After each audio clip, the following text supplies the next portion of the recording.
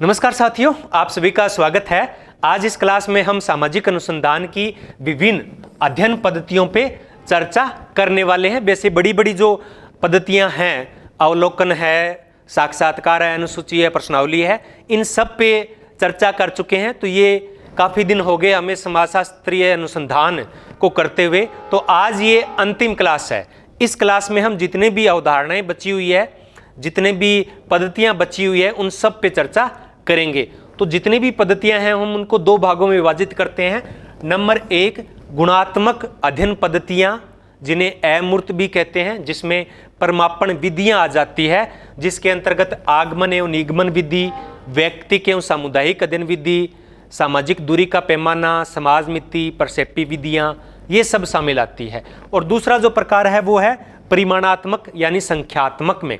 तो इसमें गुणों का अध्ययन किया जाता है, अमूर्त चीज़ों का अध्ययन किया जाता है। इसमें उनको किस रूप में प्रस्तुत किया जाता है? संख्या के आधार पर प्रस्तुत किया जाता है।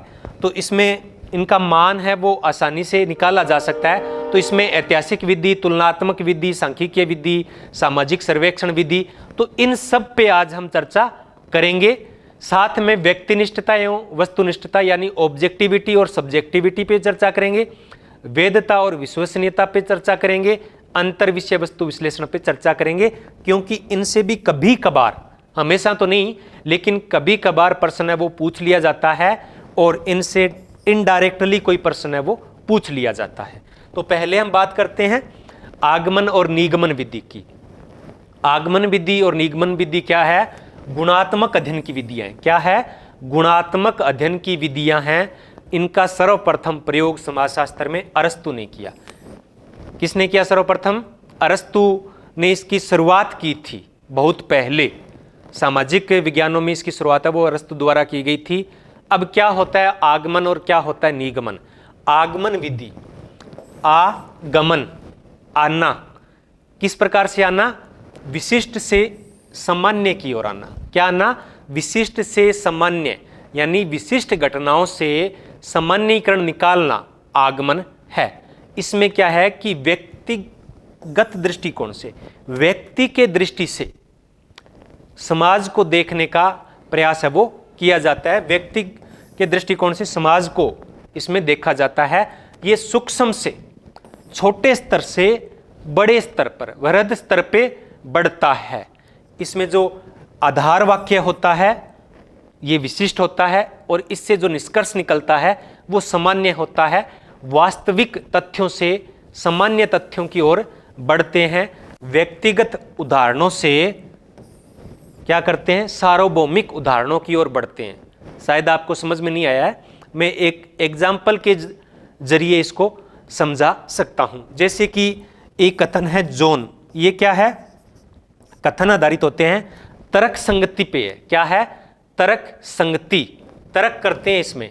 तो जैसे एक जोन व्यक्ति है, जोन एक मरणशील व्यक्ति है। तो जोन एक मरणशील व्यक्ति है, तो ये सामान्य कथन हो गया। विशिष्ट कथन हो गया कि जोन एक व्यक्ति है, ये विशिष्टता हो गई, ये सूक्ष्म बात हो गई। अब क्या होता है? ये विशिष्ट घटना है कि ये मरणशील व्यक्ति है। अब आगे क्या कहेंगे कि जोन एक मनुष्य है, जोन एक मनुष्य है और सभी मनुष्य मरणशील है। तो ये क्या हो गया? जो विशिष्ट घटना थी, जोन का एग्जाम्पल देकर हमने सामान्य बात कह दी कि सारे मनुष्य वो मरणशील है। तो ये इस प्रकार के एग्जाम्पल के जरिए हम इनको समझने का प्रयास है वो करते हैं। तो आधुनिक जो हमारे अध्ययन के उपागम हैं वो है परघटना शास्त्र, लोक विधि विज्ञान, ये सब आगमन विधि का प्रयोग है वो करते हैं, यानी वो व्यक्तियों का अध्ययन करते हैं और व्यक्तियों के अध्ययन को पूरे समाज पर लागू करते हैं। दूसरी है निगमन विधि। निगमन विधि आगमन की उल्टी है। इसमें जो निष्कर्ष निकलते हैं वो क्या होते हैं? सामान्य से विशिष्ट है।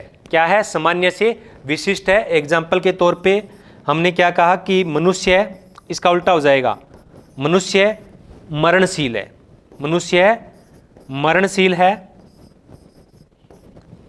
और जोन एक मनुष्य है, इसलिए जोन है वो मरणशील है। यानी हमने सामान्य बात कही मनुष्यों की और उसको किस पे लागू कर दिया, जोन पे लागू कर दिया, यानी सामान्य से हम विशिष्ट की ओर बढ़े हैं। इस विधि को निगमन विधि कहते हैं। तो ये जो अपने परंपरागत अध्ययन के उपागम है, प्रकार्यवाद, उद्विकास, संरचनावाद आदि इस पद्धति का प्रयोग है वो करते हैं। वो पूरी संरचना का अध्ययन करते हैं और उसको समाज पे लागू कर देते हैं। और जो परघटना शास्त्र है और जो लोकविधि विज्ञान है वो क्या करते हैं, व्यक्तियों का अध्ययन करते हैं और उनको पूरे समाज पर लागू कर देते हैं। तो ये वृहद से यानी सभी से सूक्ष्म की ओर बढ़ती है, मनुष्य से जोन की ओर ये बढ़ती है। ये विधि है वो ऊपर से नीचे की ओर होती है, ऊपर से नीचे की ओर। यानी मनुष्य की बात की तो मनुष्य ऊपर है और जोन है वो नीचे है। तो ऊपर से नीचे की पद्धति भी से कहा जाता है। कार्ल पॉपर ने भी the logic of scientific discovery में इस पद्धति का समर्थन किया है। किन्होंने किया, कार्ल पॉपर ने। ये नाम है वो एक दो बार परीक्षा में पूछा जा चुका है। तो ये आगमन और निगमन विधियां थी। ज्यादा डिटेल में आज नहीं करने वाला। ज्यादा ये जो बचे हुए टॉपिक हैं जो आज वाले हैं और भी हैं, उनको कभी बाद में जब वक्त मिलेगा, जब और गहराई से इनका अध्ययन करेंगे। आज मैं केवल एक सामान्य तौर पे इनको बता रहा हूं ताकि परीक्षा में आए, क्योंकि इनसे बहुत ज़्यादा प्रश्न नहीं आते हैं, कम प्रश्न आते हैं, इसलिए इनको गहराई के बारे में हमने नहीं पढ़ा है। अब है व्यक्तिगत अध्ययन विधि या एकल अध्ययन पद्धति, केस स्टडी। इसको क्या कहते हैं, केस स्टडी। इसमें क्या है, किसी एक इकाई का संपूर्ण अध्ययन किया जाता है। क्या किया जाता है, एक इकाई का संपूर्ण अध्ययन किया जाता है। तो इसमें किसी सामाजिक इकाई का गहन एवं विस्तृत अध्ययन है वो किया जाता है। क्या किया जाता है, गहन एवं विस्तृत अध्ययन है। इस पद्धति का सर्वप्रथम प्रयोग है वो हर्बर्ट स्पेंसर ने किया। किन्होंने किया था, हर्बर्ट स्पेंसर ने किया था। लेकिन व्यवस्थित एवं वैज्ञानिक जो साइंटिफिक अध्ययन था वो किया था चार्ल्स लीपले ने पहली बार। किसने किया था, चार्ल्स लीपले ने पहली बार इसको व्यवस्थित तौर पे प्रयोग किया। उन्होंने फ्रांस में जो परिवारों का जो बजट था, आय व्यय का विवरण था, उसके लिए इसका प्रयोग था वो किया था। उन्होंने कुछ परिवार चुने और उनका लगातार अध्ययन किया। बर्गेस ने इस विधि को सामाजिक सूक्ष्म दर्शक यंत्र कहा है। क्या कहा है, सामाजिक सूक्ष्म दर्शक यंत्र। किसने कहा, बर्गेस ने कहा। तो तीन नाम आगे, स्पेंसर ने पहली बार प्रयोग किया, व्यवस्थित पहली बार प्रयोग लीपले ने किया और बर्गेस ने इसे सामाजिक सूक्ष्म यंत्र किया है। इसमें एक इकाई का गहन एवं संपूर्ण अध्ययन किया जाता है। अगर हम इसकी परिभाषाओं की बात करें तो केस स्टडी को मैंने थोड़ा सा डीपली लिया है, बाकी को कम लिया है। बिजेंस एवं बिजेंस ने इसको परिभाषित करते हुए लिखा है कि व्यक्तिगत अध्ययन पद्धति गुणात्मक विश्लेषण का एक रूप है। यहां देखना, गुणात्मक विश्लेषण का एक रूप है। यानी ये कौन सी विधि होगी, गुणात्मक विश्लेषण की विधि होगी। किसने कहा, बिजेंस ने कहा। जिसमें किसी एक व्यक्ति, परिस्थिति, संस्था आदि का सावधानी पूर्वक एवं संपूर्ण विश्लेषण किया जाता है। ये परिभाषा इन्होंने अपनी पुस्तक मॉडर्न सोसाइटी में दी। किस में दी, मॉडर्न सोसाइटी के अंदर दी है। यंग ने क्या कहा कि व्यक्तिगत अध्ययन विधि में किसी एक सामाजिक इकाई, ये सामाजिक इकाई क्या हो सकती है, व्यक्ति या परिवार या संस्था, समूह या संपूर्ण समुदाय, कुछ भी हो सकता है। ये परिभाषा में आएंगे कि जीवन की खोज एवं विश्लेषण की पद्धति है। ये परिभाषा किसने दी, यंग ने दी अपनी पुस्तक scientific social survey and research के अंदर। और गुडे एवं हार्ट ने क्या कहा कि थोड़े भिन्न रूप में यह एक पद्धति है जिसमें सामाजिक इकाई को समग्र के रूप में देखा जाता है। सामाजिक इकाई को समग्र यानी संपूर्णता के अंदर इसको देखा जाता है। ये परिभाषा है गुडे एवं हार्ट की है। तो आज की क्लास बहुत महत्वपूर्ण है और ये रिसर्च की हमारी लास्ट क्लास है। उसके बाद हम यूपीपीजीटी और जो नेट के सामान्य टॉपिक्स हैं, थिंकर्स हैं या कुछ बेसिक कॉन्सेप्ट हैं, उन पे क्लासेज है वो शुरू करेंगे। काफ़ी दिन हो गए, तो ये नेट के और एमपी टेट दोनों के लिए महत्वपूर्ण है ये क्लासेज। आगे है व्यक्तिगत अध्ययन विधि की विशेषताएं। तो व्यक्तिगत अध्ययन पद्धति की विशेषताएं देखें तो ये क्या है कि अध्ययन की एक विशिष्ट इकाई होती है। क्या होती है, अध्ययन की एक विशिष्ट इकाई इसके अंदर होती है। चाहे व्यक्ति हो, परिवार हो, समूह कोई भी हो, लेकिन एक इकाई होगी। या कुछ व्यक्तियों का समूह है तो उसको भी एक इकाई ही मानेंगे। इससे गहन अध्ययन होता है, संपूर्ण अध्ययन होता है, गुणात्मक अध्ययन होता है, इसमें जो कारण होते हैं उनका अध्ययन किया जाता है, इसमें संपूर्ण पद्धतियों का प्रयोग किया जाता है, यानी जो अन्य पद्धति है, अवलोकन है, अनुसूची है, प्रश्नावली है, इंटरव्यू है, उनका भी प्रयोग इस पद्धति में होता है। यानी सारी पद्धतियां इसमें प्रयोग की जा सकती है। हमें किसी, जैसे एग्जाम्पल के तौर पे हमें किसी एक महान व्यक्ति का, जैसे गांधी जी का गहन अध्ययन करना है, केस स्टडी करनी है गांधी जी की, तो हम क्या करेंगे, उनकी जन्म से लेकर मृत्यु तक उन लोगों के जो संपर्क में रहे हैं, आज वो जिंदा हैं, उनके इंटरव्यू लेंगे, उनके जो उनसे संबंधित कोई लेख है तो उनका अंतर्वस्तु विश्लेषण करेंगे, कंटेंट एनालिसिस करेंगे, यानी समस्त विधियों का इसमें प्रयोग होता है। और ये आगमन अध्ययन की विधि है। क्या है? आगमन अध्ययन की विधि है। आगमन क्यों है? क्यों है आगमन? क्योंकि ये विशिष्ट से सामान्य की ओर बढ़ती है। हमने केस स्टडी यानी एक चीज का अध्ययन किया और उसको हम संपूर्ण पे लागू कर रहे हैं, इसलिए ये आगमनात्मक अध्ययन की विधि है। आगे है व्यक्तिक अध्ययन विधि के प्रकार। तो देखो, व्यक्तिक अध्ययन विधि में हम किसी एक इकाई का अध्ययन करते हैं। अब अगर वो एक इकाई कोई व्यक्ति है तो उसको तो हम कहते हैं व्यक्तिक अध्ययन, और इसके अलावा कोई संस्था है, समिति है, समुदाय है, जाति है, कोई इतिहास का एक कोई भाग है, तो उसको हम कहेंगे समुदाय का व्यक्तिक अध्ययन। अकेले व्यक्ति का तो व्यक्ति का व्यक्तिक अध्ययन और समुदाय का व्यक्तिक अध्ययन, ये दो इसके मुख्य प्रकार है। वैसे रॉबर्ट बर्न्स ने इसके कुल 6 प्रकार बताए। कितने प्रकार बताए? 6 प्रकार। ऐतिहासिक व्यक्तिक अध्ययन, अवलोकन व्यक्तिक अध्ययन, मौखिक इतिहास व्यक्तिक अध्ययन, स्थितीय व्यक्तिक अध्ययन, चिकित्सीय व्यक्ति अध्ययन और बहुव्यक्तिक अध्ययन। इसमें कई लोगों को एक साथ अध्ययन करते हैं, लेकिन संपूर्ण को एक इकाई मानते हैं। जैसे किसी जाति का अध्ययन करना है, किसी एक कबीले का अध्ययन करना है, तो उसमें बहुत सारे व्यक्ति होंगे, लेकिन हम उसको एक इकाई मानकर करेंगे।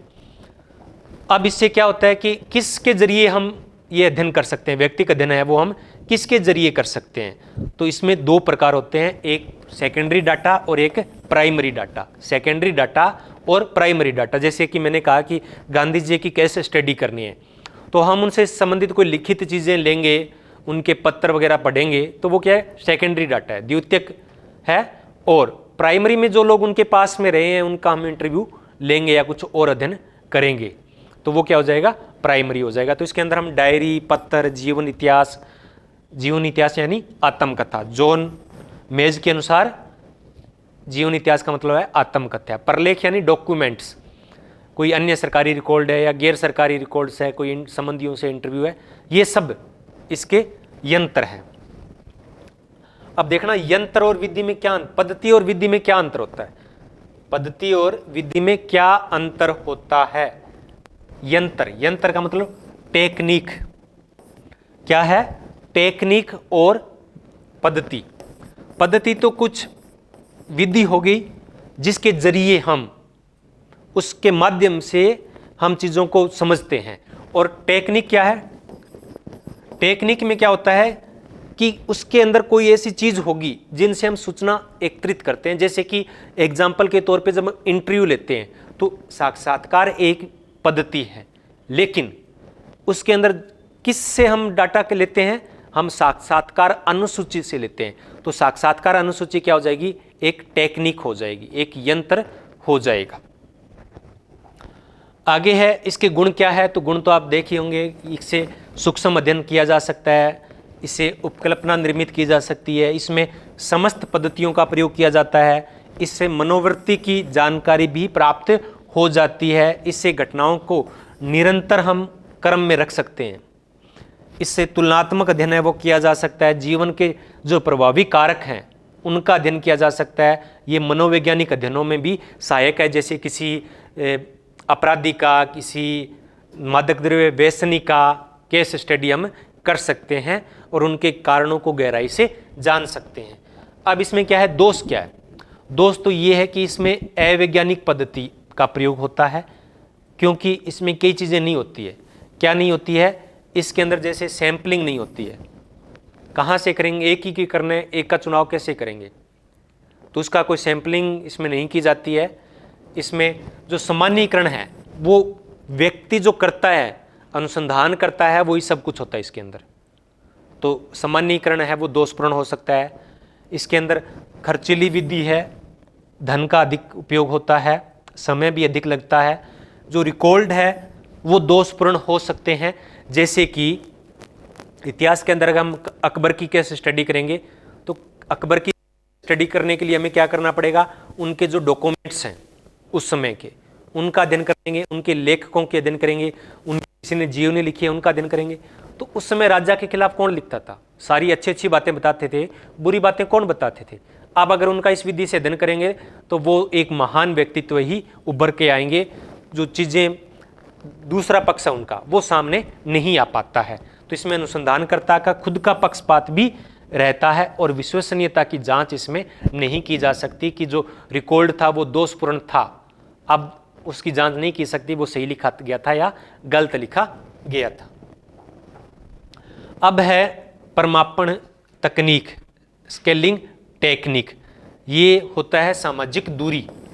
परमापन विधि क्या होती है, सामाजिक दूरी में अंशों को न्यूनतम से अधिकतम सीमा के बीच मापने की विधि होती है। क्या होती है, जो सामाजिक दूरियां होती है, जो हमारे सामाजिक संबंध होते हैं, उनको हम क्या करते हैं इस विधि के जरिए, यानी जो गुणात्मक तथ्य होते हैं उनको संख्यात्मक मूल्यों में मापा जाता है। गुणात्मक चीज़ों को संख्यात्मक तरीके से लिखा जाता है। तो ये जो विधियां हैं ये परमापन विधि कहलाती है। जैसे कि नंबर 1 है समाजमिति पद्धति, सोशियोमेट्री मेथड। ये दोनों में ही अध्ययन की जाती है, इसमें गुणात्मक भी है और संख्यात्मक भी है। इसमें क्या होता है, इसका सर्वप्रथम प्रयोग था वो मेरोने ने किया था। किसने किया था, J.L. मोरेनो ने किया था अपनी पुस्तक हु शैल सर्वाइव में 1934 के अंदर न्यूयॉर्क के स्कूली बच्चों के लिए इन्होंने अध्ययन किया था। तो इसमें व्यक्तियों के मध्य आपसी संबंधों की घनिष्ठता एवं दूरी के आधार पर चीज़ों को देखा जाता है। जैसे कि मेरोने ने क्या किया था कि स्कूलों बच्चे थे, जो स्कूल के बच्चे थे, उनसे पसंद नापसंद पूछी गई थी कि आप अपने सबसे घनिष्ठ मित्र का नाम बताइए, आप सबसे घनिष्ठ दुश्मन का नाम बताइए। तो उनके आधार पे ये है जो पसंद नापसंद, या किससे आप प्रेम करते हैं, किससे आप ईर्ष्या करते हैं, आदि चीज़ों का अध्ययन है वो किया जाता है। इसकी सबसे बड़ी कमजोरी क्या होती है कि ये केवल छोटे समूहों पर ही किया जा सकता है, बड़े समूहों पर ये नहीं किया जा सकता। तो ये समाजमिति है। इनके ज़्यादातर है वो पूछ ले जाते हैं कि ये किसने दिया, ये अवधारणा किसके द्वारा प्रस्तुत की गई।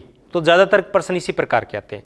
अब है सामाजिक दूरी के पैमाने, स्केल ऑफ सोशल डिस्टेंस, यानी लोगों के बीच में कितनी सामाजिक दूरियां हैं। जैसे कि आपसे इसमें क्या होता है, ज़्यादातर जो ये पैमाने होंगे उनमें क्या होता है, किसी में 7 होते हैं, किसी में 3 होते हैं, किसी में 100 बिंदु होते हैं। तो कहते हैं ना कि आप इससे कितने सहमत हैं, पूर्ण सहमत, अर्ध सहमत, सहमत, असहमत, पूर्णतया असहमत। तो इस प्रकार की स्केलिंग होती है इसके अंदर। तो सामाजिक दूरी की जो चर्चा थी वो सर्वप्रथम किसने की थी, रॉबर्ट पार्क ने की थी। किन्होंने की थी, रॉबर्ट पार्क ने और जॉर्ज सिमेल ने की थी। सामाजिक दूरी अवधारणा दी थी, लेकिन याद रखना कि सामाजिक दूरी मापने का जो पैमाना था, ये सामाजिक दूरियां हैं, उनको मापने का जो पैमाना है वो सर्वप्रथम किसने दिया, वो सर्वप्रथम दिया था बोगार्ड्स ने 1955 के अंदर, 1925 के अंदर। कब, बोगार्ड्स ने 1955 में सामाजिक दूरी मापने का पहला पैमाना इन्होंने विकसित किया था। तो इसमें उन्होंने 7 बिंदु रखे थे। कितने बिंदु रखे थे, 7 बिंदु रखे थे। मैंने पहले भी कहा था कि आज हम ज़्यादा डिटेल में नहीं जाने वाले हैं, मैं केवल एक सामान्य बातें हैं वो आज बता रहा हूँ। फिर हम कभी जब वक्त मिलेगा, अभी क्योंकि नेट का भी एग्ज़ाम जल्दी होने वाला है, MP टेट का भी होने वाला है, तो जब हम इनको और ज़्यादा डिटेल में, जब मार्च के बाद अप्रैल के अंदर इनको वापस इनका डिटेल में अध्ययन हम करेंगे। तो इसमें क्या है कि सामाजिक दूरी की तीव्रता को मापा जाता है। क्या है, सामाजिक दूरी की तीव्रता को नापा जाता है। बाद में 1928 के अंदर भी स्टुअर्ट चैपिन ने परिस्थिति मापक पैमाना, स्टेटस मेजरमेंट स्केल विकसित किया था कि स्थिति एक देश के अंदर किसी व्यक्ति की क्या स्थिति होती है, स्थिति को प्रभावित करने वाले, स्टेटस को प्रभावित करने वाले कौन कौन से बिंदु है, तो उन्होंने 4 बिंदु रखे थे। एक भौतिक उपलब्धि, एक सांस्कृतिक उपलब्धि, आय और समूह क्रियाओं में सहभागिता। यानी एक व्यक्ति की परिस्थिति क्या है, अगर वो दूसरे देश से आया है, भौगोलिक क्षेत्र से आया तो उसकी परिस्थिति डाउन होगी। वो अगर दूसरे सांस्कृतिक क्षेत्र का है तो उसकी भौगोलिक स्थिति डाउन होगी। उसकी आय अच्छी है, वो समूह में सहभागिता करता है, वो उसी क्षेत्र का है, मूल निवासी है वहाँ का, उसी सांस्कृतिक समूह का, तो उसकी परिस्थिति क्या होगी, उच्च होगी। तो ये है वो स्टुअर्ट चैपिन ने दिया था। सर्वप्रथम जो दिया था सामाजिक दूरी मापने का पैमाना वो बोगार्ट्स ने दिया था। आगे है मनोवर्ती मापक पैमाने, मनोवर्ती एटीट्यूड्स।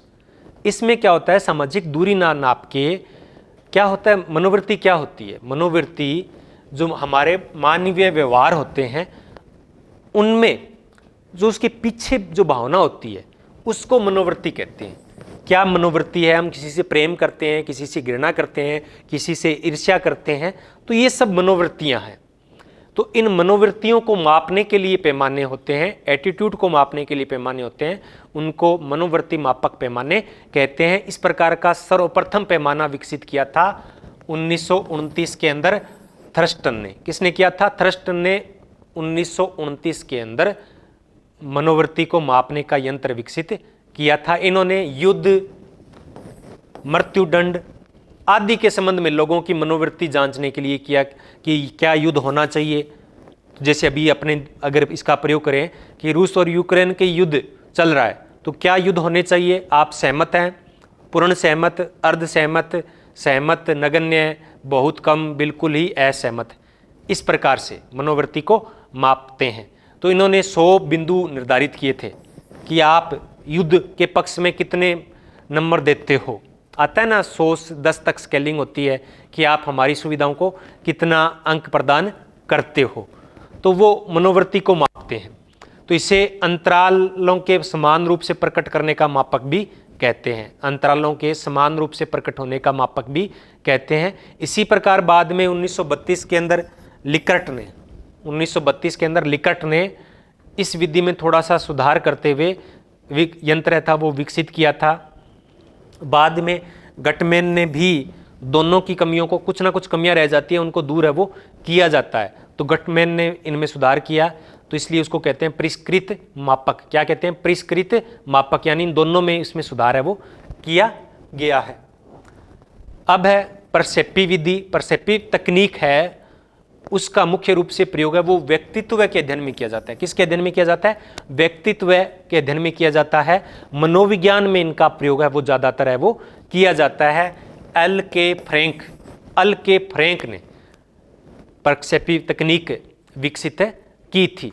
तो इसमें हमने देखते ना, साइकोलॉजी अगर आप पढ़ते हो, पढ़ने का मौका मिलता है तो किसी पे एक तस्वीर छाप दी जाती है, कुछ अदृश्य होती है वो, या ज़्यादा स्पष्ट नहीं होती है, बाद में उसे पूछा जाता है कि आपको इसमें क्या दिखाई दे रहा है। तो इसी प्रकार से रोसार्स परीक्षण, थीमेटिक चित्र निर्माण विधि, तो चित्रों को बता दिया जाता है, किसी चीज़ को बता दिया जाता है और उससे फिर व्यक्तित्व की पहचान उससे की जाती है। ज़्यादातर ये है वो मनोवैज्ञानिक प्रयोगों में प्रयोग होती है। अब है सांख्यिकीय विधि, तो इन प्रकार के विधियों को हम कहते हैं परिमाणात्मक पद्धति। क्या कहते हैं, ये क्या है कि परिमाण देते हैं, संख्या के रूप में चीज़ों को प्रदर्शित करते हैं, इसलिए इसको गणितीय विधि भी कहा जाता है। इस विधि का सर्वप्रथम प्रयोग गिडिन्स के द्वारा किया गया था। किन के द्वारा किया गया, गिडिन्स के द्वारा किया गया। बाद में टाइलर ने भी व्हीलिंग सहोदर विवाह के अंदर, बाद में लेवी स्ट्रास ने भी सांख्यिकीय पद्धति का प्रयोग है वो नातेदारी संरचना में समझने के लिए किया था। मेलोवंस्की ने बंधुता बीजगणित की अवधारणा है वो सांख्यिकीय पद्धति के आधार पे ही दी जाती। तो इसमें क्या होता है कि जो गणितीय चिन्ह होते हैं उनका प्रयोग किया जाता है।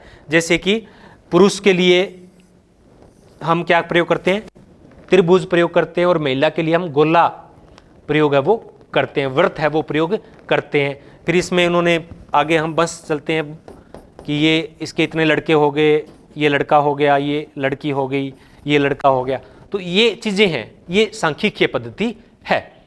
पीवी यंग ने इसकी तुलना व्यक्तिक अध्ययन पद्धति से करते हुए कहा था कि ये व्यक्तिक अध्ययन विधि की पूर्ति करती है। व्यक्तिक अध्ययन पद्धति में केवल गुणात्मक चीजों का अध्ययन किया जाता है और इसमें संख्यात्मक चीजों का अध्ययन है वो किया जाता है। आगे है ऐतिहासिक विधि। ऐतिहासिक विधि है वो ऐतिहासिक चीजों का अध्ययन करती है, तो इसमें द्वितीयक स्रोतों का अध्ययन किया जाता है। इसमें प्राथमिक सोर्स है वो नहीं हो सकते। इसे उद्विकासीय पद्धति भी कहते हैं और इसे परलेखीय विधि भी कहा जाता है। क्या कहा जाता है? परलेखीय विधि, क्योंकि हम जो भी अध्ययन करेंगे वो क्या होगा कि वो उसके कुछ प्राथमिक तथ्य हम नहीं मिलेंगे, वो सापेक्ष नहीं होगा, वो प्राचीन चीजों के आधार पे ही होगा। इसलिए इसको उद्विकासीय या डॉक्यूमेंट्री मेथड भी कहते हैं। इसकी शुरुआत है इतिहास से मानी जाती है। इतिहास की शुरुआत किसने की थी? हेरोडोटस ने की थी। अगर हम समाजशास्त्र की बात करें तो अगस्ट काम्टे ने बौद्धिक विकास का सिद्धांत दिया था। स्पेंसर ने सामाजिक उद्विकास का सिद्धांत दिया था। कार्ल मार्क्स ने आर्थिक विकास का सिद्धांत दिया था। मैक्स वेबर ने पूंजीवाद का सिद्धांत दिया था। वेस्टरमोरक, मॉर्गन, दुर्खिम, ब्रीफर्ट आदि सब ने उद्विकासीय पद्धति का प्रयोग किया, यानी ऐतिहासिक पद्धति का प्रयोग किया। और अगर हम बात करें तो इसके अंदर हार्वर्ड ने एक बात कही थी ऐतिहासिक पद्धति के बारे में कि इतिहास अतीत का समाजशास्त्र है। इतिहास अतीत का समाजशास्त्र है और समाजशास्त्र वर्तमान का इतिहास है। ये कथन एक परीक्षा में पूछा गया था, तो याद कर लेना कि किसने कहा कि इतिहास अतीत का समाजशास्त्र है और समाजशास्त्र वर्तमान का इतिहास है। आगे है तुलनात्मक विधि। तो इसमें क्या है कि कुछ चीजों की तुलना की जाती है। समाजशास्त्र में इसका प्रयोग सर्वप्रथम दुर्खिम के द्वारा है वो किया गया था और इसकी महत्ता को देखते हुए उन्होंने कहा था कि समाजशास्त्र है ही नहीं। क्या कहा था उन्होंने? समाजशास्त्र को तुलनात्मक समाजशास्त्र का। दुर्खिम ने समाजशास्त्र को क्या कहा? तुलनात्मक समाजशास्त्र कहा है कि ये तुलनात्मक समाजशास्त्र है, वो समाजशास्त्र की शाखा नहीं है बल्कि समाजशास्त्र ही है। इसी प्रकार से मैक्स वेबर ने विश्व के 6 बड़े धर्मों का अध्ययन है वो तुलनात्मक रूप से किया था। लिपसेट एवं बेनेडिक्ट ने औद्योगिक समाजों में गतिशीलता का अध्ययन करने के लिए इस विधि का प्रयोग किया था। तो बहुत अध्ययन हुए हैं, जैसे कि ऑस्कर लेविस ने जो मेक्सिको के गांव था टेपोनोलाज, भारत के रानीखेड़ा गांव के साथ इसकी तुलना की है। 6 विलेज ऑफ बंगाल में मुखर्जी ने, रामकृष्ण मुखर्जी ने किया है। 6 विलेज इन राजस्थान में बीके चौहान ने तुलनात्मक पद्धति का प्रयोग है वो किया है। अब है सर्वेक्षण पद्धति। देखो सर्वेक्षण पद्धति वैसे तो इस पर एक बहुत बड़ा पूरा का पूरा हमारी क्लास होती, लेकिन हम इसको एक बार थोड़े से समझने के बाद छोड़ रहे हैं आगे के लिए। जब वक्त मिलेगा तब हम इस पर विस्तार से चर्चा करेंगे। तो ये सांख्यिकीय पद्धति का ही एक प्रयोग है। कई बार हम देखते हैं कि सामाजिक अनुसंधान और सामाजिक सर्वेक्षण को एक ही समझ लिया जाता है, लेकिन ऐसा नहीं है, दोनों में अंतर है। सामाजिक अनुसंधान, सामाजिक सर्वेक्षण दोनों कुछ चीज़ों को लेकर समान है। दोनों में सामाजिक चीज़ों का अध्ययन किया जाता है, दोनों में रिसर्च है वो की जाती है, लेकिन इसका सामाजिक अनुसंधान का क्षेत्र वो क्या है? व्यापक है। इसमें गुणात्मक और संख्यात्मक दोनों पद्धति उपयोग में ली जा सकती है। ये केवल संख्यात्मक अध्ययन करता है। इसमें प्राकल्पना की आवश्यकता नहीं होती है, इसमें प्राकल्पना की आवश्यकता होती है। इसके उद्देश्य हैं वो व्यापक होते हैं, इसके व्यापक नहीं होते हैं। इसमें ज़्यादा गहनता होती है। सामाजिक सर्वेक्षण जैसे सर्वे, सर्वे का अर्थ क्या होता है कि ऊपरी तौर पे देखना। सर्व मतलब बाहरी, व्यू मतलब देखना, बाहरी तौर पर किसी चीज को देखना। तो यानी किसी घटना या स्थिति को ऊपर से देखना या ऊपर से ही अवलोकन करना। तो ये परिणात्मक सामाजिक अनुसंधान की एक वैज्ञानिक पद्धति है जो निश्चित भौगोलिक क्षेत्र में रहने वाले, क्योंकि इसमें निश्चित भौगोलिक क्षेत्र होगा, निश्चित भौगोलिक क्षेत्र में रहने वाले लोगों के संबंध में सामाजिक तथ्यों का संकलन किया जाता है तथा कार्य कारण संबंधों को ज्ञात किया जाता है। तो इसको हम जब भी मेलोवंस्की ने या एम.एन. श्रीनिवास ने या किसी प्रकार और भी है जो क्षेत्रीय अध्ययन किए ना, तो उसको बोलते हैं क्षेत्रीय सर्वेक्षण। क्या बोल देते हैं? क्षेत्रीय सर्वेक्षण। यानी उन्होंने वहां पर रहकर सर्वे किया है। या जो अगर आपके पास कभी ज्योग्राफी रही है तो आप दूसरे गांव में जाकर या दूसरे क्षेत्र में जाकर क्या करते हैं? सर्वे करते हैं, तो वो सर्वेक्षण विधि के अंतर्गत आता है। लेकिन इसमें घटनाओं को केवल सरसरी तौर पे देखा जाता है। इसी प्रकार से जॉन हॉवर्ड ने इंग्लैंड में कैदियों का सर्वेक्षण था वो किया था। योगेश अटल ने मतदान व्यवहार का अध्ययन किया था। नगरीय सर्वेक्षण, बाजार सर्वेक्षण, पता नहीं मीडिया सर्वेक्षण, आज तो कितने प्रकार के सर्वे पर डे होते हैं। भारत सरकार भी बहुत सारे सर्वे करवाती रहती है। अब है तथ्य विश्लेषण की विधि, अंतर्वस्तु विश्लेषण। अंतर्वस्तु विश्लेषण, कंटेंट एनालिसिस। इसके अंतर्गत किसी पत्र का, डॉक्यूमेंट का, आलेख का, संपादकियों का, समाचार पत्रों का, प्रिंट मीडिया का या इलेक्ट्रिक मीडिया का, किसी का भी विश्लेषण किया जाता है। मर्टन ने जनसंचार के जो साधन थे उनका अध्ययन इस पद्धति के तहत किया था। जैसे कि एग्जाम्पल के तौर पे अपने समाचार पत्रों में एक पत्र आता है वैवाहिक, क्या आता है? वैवाहिकी।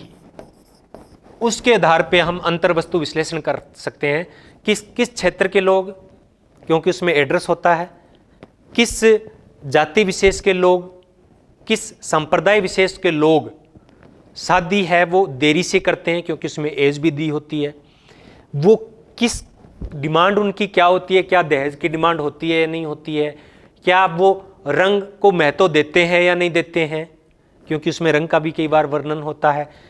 तो इस प्रकार की चीजें हैं वो अंतर्वस्तु विश्लेषण के अंतर्गत आती है जब किसी एक कंटेंट का एनालिसिस किया जाता है। अब है वैधता एवं विश्वसनीयता।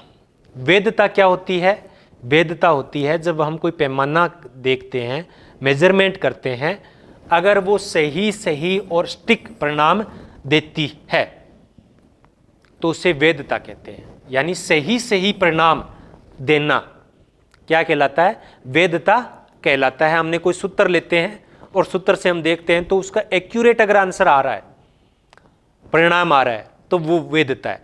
अगर परिणाम नहीं आ रहा है, एक्यूरेट नहीं आ रहा है, जैसे कि हम पहले क्या करते थे, गणितीय जो रेखा गणित करते थे, तब क्या करते थे? चाप लगाते थे। पहली चाप लगाई ऐसे, तो फिर दोबारा हम करके देखते थे, तब क्या आता था? उसका माप है कुछ और आ जाता था। यानी परिणाम है वो सही नहीं आता था, आंसर गलत आ जाता था, वो वैध नहीं था। वैधता का मतलब है कि सही आंसर आना। अगर बार बार एक ही परिणाम आ रहा है, अलग अलग विधियों से किसी चीज को देखें और एक ही परिणाम आ रहा है, तो उसको कहते हैं विश्वसनीयता। उसको क्या कहते हैं? विश्वसनीयता कहते हैं। अब है वस्तुनिष्ठता एवं व्यक्तिनिष्ठता, ऑब्जेक्टिविटी एवं सब्जेक्टिविटी। ऑब्जेक्टिविटी, अब नाम से क्या होता है? ऑब्जेक्टिविटी का मतलब है कि वस्तुनिष्ठता, और व्यक्तिनिष्ठता का मतलब है कि सब्जेक्टिविटी। तो जब हम अध्ययन करते हैं, वो अध्ययन कैसा होना चाहिए? व्यक्तिनिष्ठ होना चाहिए या वस्तुनिष्ठ होना चाहिए? कैसा होना चाहिए? जो रिसर्च होती है वो कैसी होनी चाहिए? ऑब्जेक्टिविटी होनी चाहिए या सब्जेक्टिविटी?